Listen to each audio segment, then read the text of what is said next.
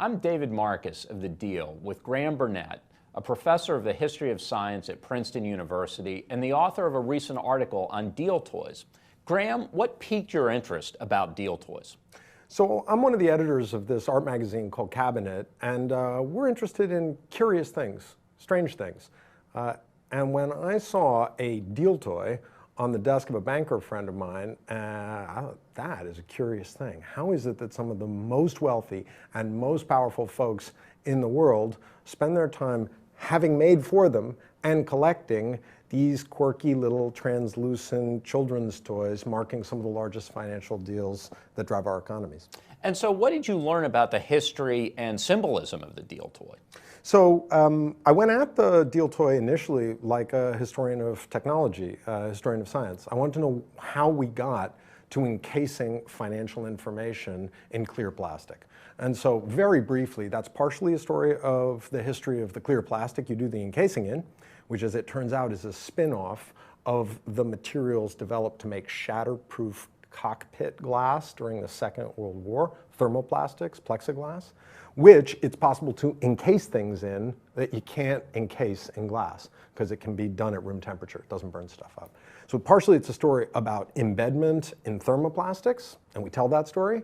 But then again, it's also a story about the kinds of advertisements of financial transactions that Wall Street bankers were permitted to do. And that's a story of the regulation of the banking industry after the crash of 1929. You see the deal toy, which initially is an embedment in Lucite of a tombstone ad offering the financial details of a large-scale transaction.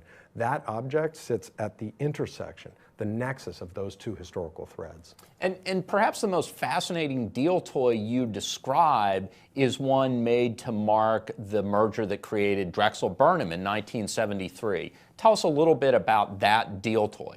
One of the things that really interested me in the history of the deal toy is that the first ones you see are, as I said, very staid. They're sort of like Cold War decoupage on your scrapbook clippings of financial success. You know, it's a desk paperweight that a WASP banker could love.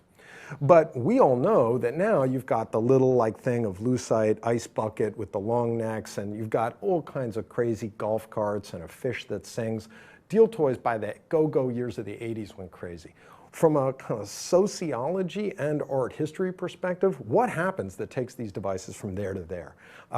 The Drexel Burnham deal toy, 1973, is a kind of a game changer. It is simply a Lucite cube, no financial transaction information at all, not even the names of the principals, two brass balls hanging in empty space.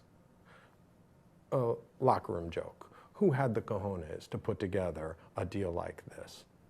In that object, I argue, you can see something of the shifting character, the shifting sociology, the shifting demographics of Wall Street. From those social register days of the Upper East Side bankers in the 50s and 60s to those greed is good Gordon Gekko days of the 1980s, some of that history can be told right there in that one object. And if you line up all the deal toys from 1969 all the way across to 1995, you've got an amazing visual object-based history of Wall Street and American finance. Graham, thank you for that. With Graham Burnett of Princeton University and Cabinet Magazine, I'm David Marcus.